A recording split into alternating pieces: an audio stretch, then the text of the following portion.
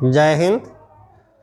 आज मनोविज्ञान का एक महत्वपूर्ण टॉपिक है डिप्रेशन, और डिप्रेशन के बारे में हम लोग चर्चा करने वाले हैं। हम लोग जानेंगे डिप्रेशन क्या है और डिप्रेशन में कौन कौन सी स्थितियां बनती है, और डिप्रेशन से आम तौर पर जितने भी लोग हैं, और आज कल जो भाग दौड़ की ज़िंदगी है और ज़िंदगी काफ़ी तेज़ रफ्तार से दौड़ रही है, इसमें अमूमन यह देखा गया है कि लोगों के अंदर तनाव और डिप्रेशन के भाव पहले के तुलना में कुछ बढ़ते जा रहे हैं। इसका मुख्य कारण है कि कार्यों की अधिकता जो डिप्रेशन को क्या करती है, जन्म देती है। लेकिन यहाँ मुख्य रूप से हम लोगों को देखना यह है कि डिप्रेशन जो है व्यक्ति में, प्रत्येक जितने भी व्यक्ति हैं उसमें डिप्रेशन तो आता है, थोड़ा बहुत मात्रा उसका कम या ज़्यादा थोड़ा बहुत निश्चित रूप से होता है।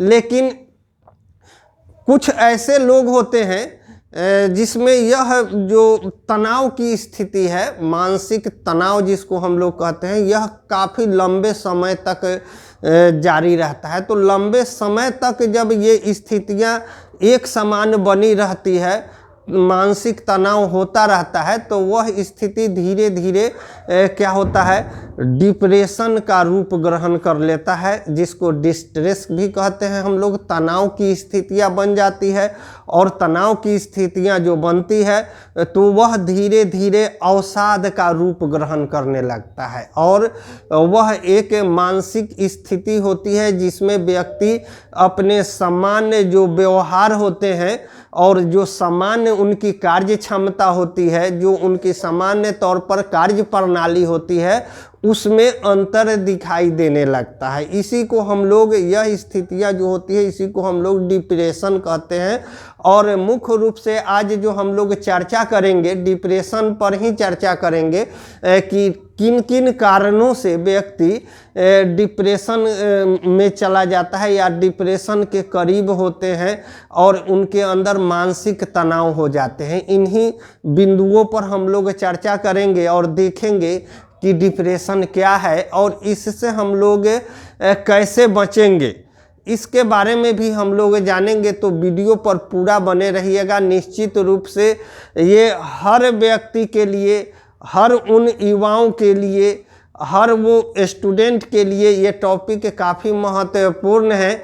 और देखेंगे हम लोग, सबसे पहले डिप्रेशन को देखते हैं। तो डिप्रेशन या डिस्ट्रेशन जो क्या है, एक मानसिक तनाव की स्थितियां होती हैं, और इस स्थिति के लिए कोई उपयुक्त कारण बताना संभव नहीं है।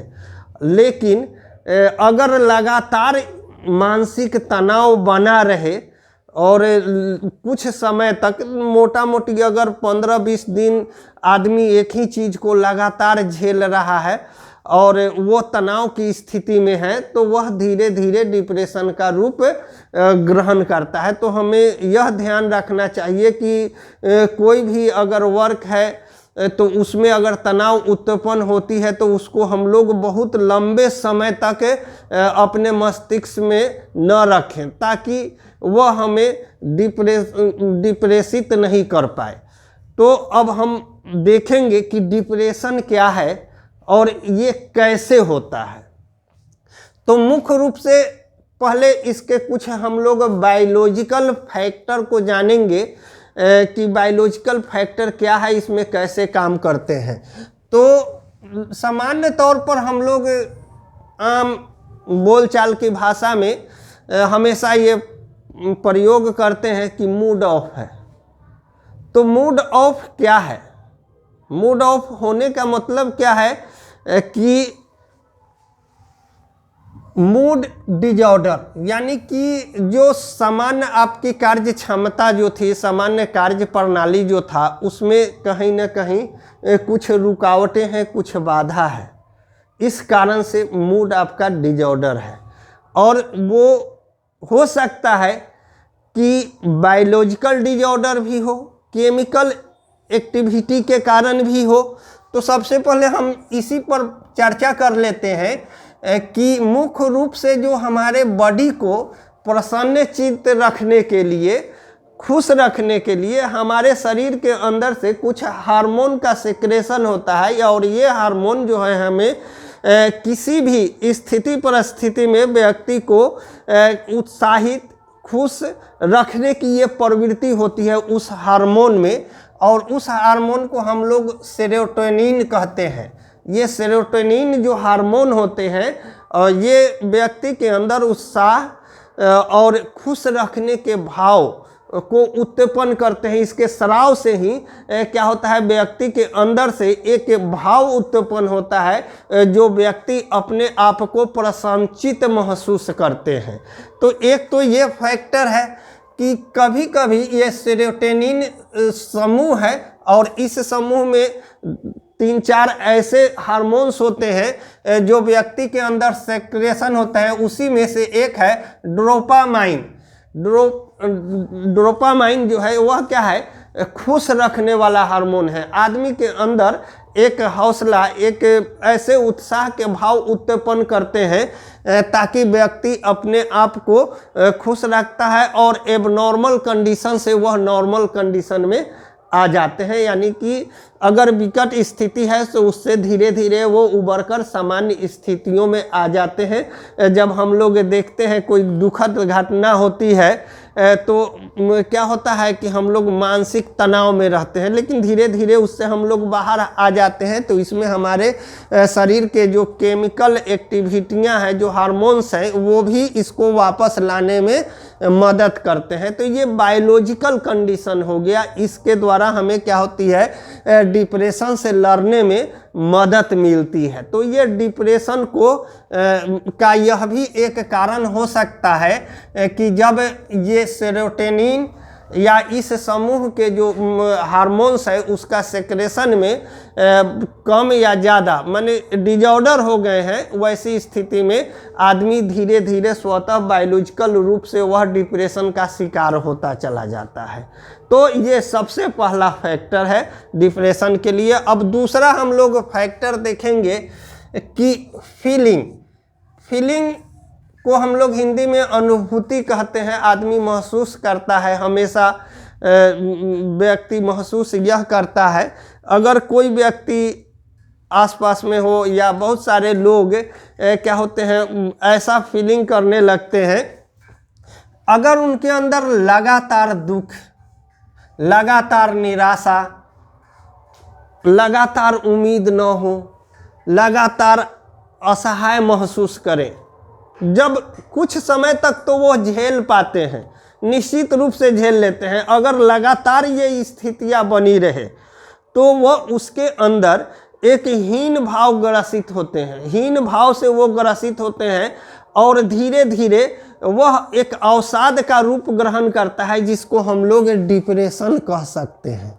जिसको हम लोग क्या कहेंगे, डिप्रेशन का वह व्यक्ति शिकार है। तो इस स्थिति को हम लोग अपने ऊपर हावी नहीं होने दें।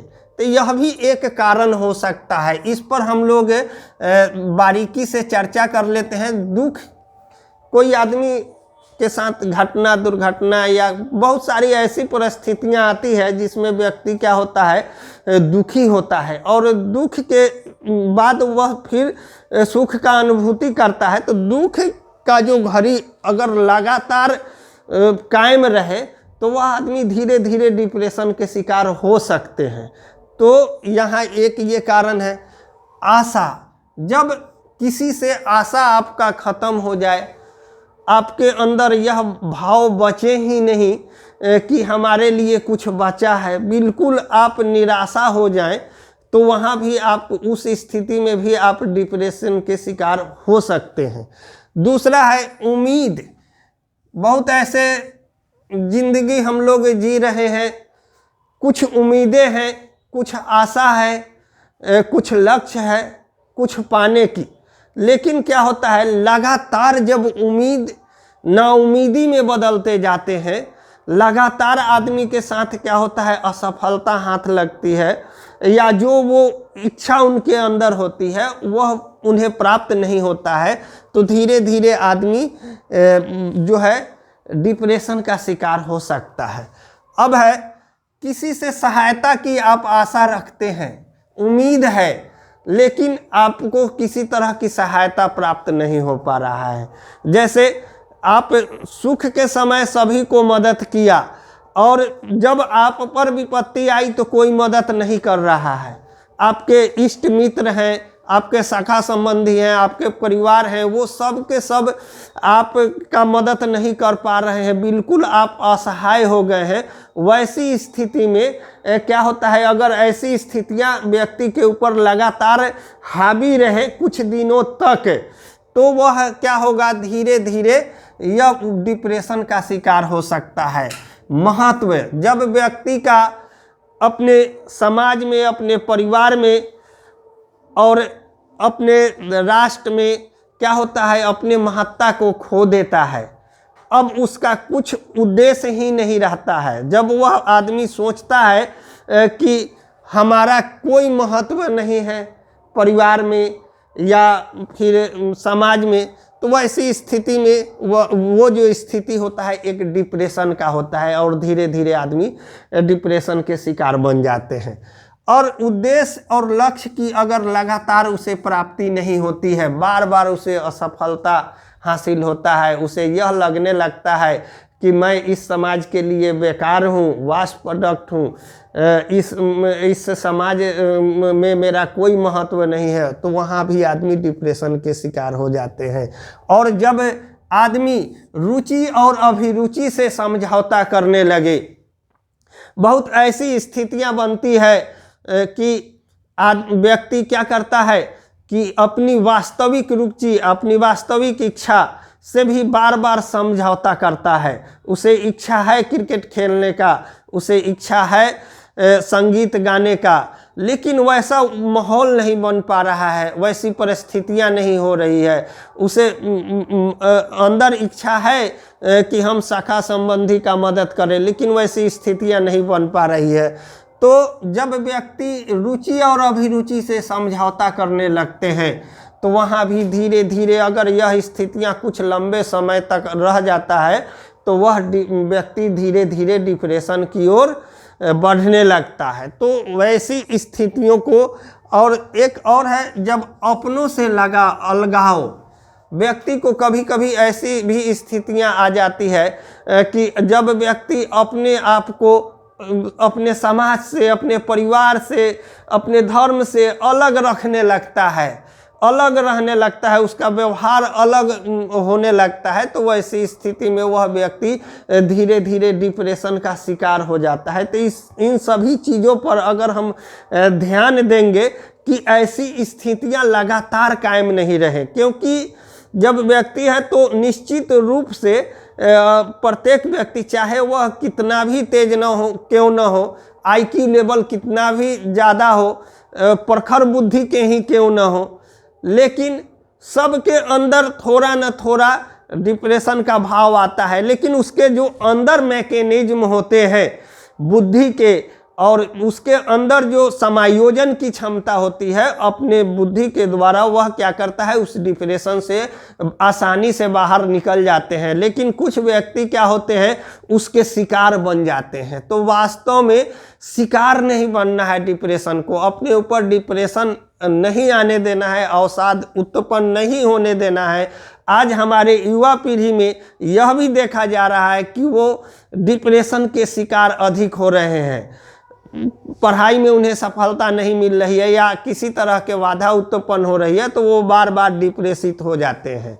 अब आगे हम लोग देखेंगे कि इमोशनल, अब एक और स्थिति आती है इमोशन का, संवेगात्मक स्थिति भी जो होती है व्यक्ति को डिप्रेशन में ले जाने का कारण हो सकता है। जब वैसी कुछ घटनाएं घटती है, किसी मित्र का या किसी निकट संबंधी का या परिवार में माता पिता का या भाई का या फिर पत्नी का एकाएक मृत्यु हो जाता है अचानक, तो वहाँ आदमी संवेगात्मक स्थिति से क्या होता है, एकाएक उस पर झटका लगता है और उसको वह झेल नहीं पाता है, उसको भूल नहीं पाता है, अपने मस्तिष्क से बाहर नहीं निकाल पाता है उस घटना को, और वह व्यक्ति धीरे धीरे क्या होता है, धीरे धीरे अंदर ही अंदर डिप्रेशन के शिकार होते जाते हैं। तो इस स्थिति से भी हमको बाहर निकलना है, उससे भी हमें बाहर उसके चंगुल में नहीं फंसना है। अब देखना है बिछड़ना या त्याग। कभी कभी ऐसी भी स्थितियां आ जाती है, जैसे कोई प्रेमी प्रेमिका है, काफ़ी प्रेम कर रहे हैं, उनके अंदर दोनों एक दूसरे को वचन दे रखे हैं और किसी कारणवश उनका ब्रेकअप होता है, तो वहाँ पे क्या होती है, एक दूसरे को जो व्यक्ति होते हैं इतना न डिप्रेसित होते हैं और वो धीरे धीरे उसको भूल नहीं पाते हैं और धीरे धीरे डिप्रेशन के वो शिकार बन जाते हैं। तो इन सब स्थितियों से हमें बचाना है। अब आगे हम लोग देखते हैं अगला पॉइंट जो डिप्रेशन के कारक हैं, तो उसमें देखेंगे हम लोग कि फिजिकली कंडीशन भी कुछ जिम्मेवार होते हैं डिप्रेशन के लिए। जो क्या होता है कि शारीरिक कंडीशन में हम लोग वैसे कंडीशन को कहते हैं जिसमें हम लोग स्वास्थ्य संबंधी कुछ तथ्य रख सकते हैं। डिप्रेशन में जैसे कुछ फिजिकल एक्टिविटियां भी होते हैं, जैसे कि कोई काले रंग का है तो वह भी धीरे धीरे व्यक्ति कुछ तो उस हद तक उसको पार कर लेते हैं उस रेखा को, लेकिन कुछ व्यक्ति इस भाव को त्याग नहीं कर पाते हैं। वह हमेशा उनके अंदर यह भाव रहता है कि हम काले हैं, सांवरे हैं, अच्छे नहीं हैं, सुंदर नहीं हैं, बदसूरत हैं। ये सब भाव जो है उनके अंदर नकारात्मक भाव रहती है, जिसके कारण यह काफ़ी लंबे समय तक अगर वो रहते हैं, उनके मस्तिष्क में रहता है, तो धीरे धीरे वो डिप्रेशन के शिकार बन जाते हैं। अब आगे देखते हैं कि स्वास्थ्य, कुछ ऐसी स्थितियां आती हैं जैसे असाध्य रोग होना, किसी को अगर कैंसर हो गया, ब्लड कैंसर हो गया या एड्स हो गया या जो लाइलाज बीमारियां हैं उस टाइप की कुछ अगर बीमारी हो गई, तो व्यक्ति क्या होता है उसके प्रति इतना ज़्यादा संवेदनशील हो जाता है, इतना ज़्यादा सोचने लगता है और हमेशा यही सोचते रहता है और धीरे धीरे उसका मस्तिष्क कहीं ना कहीं वह व्यक्ति डिप्रेशन का शिकार बन जाता है। और इसको हम लोग, इस कंडीशन को, इस स्थिति को हम लोग फिजिकल कंडीशन कहते हैं और इसमें भी आदमी व्यक्ति डिप्रेशन के शिकार हो जाते हैं।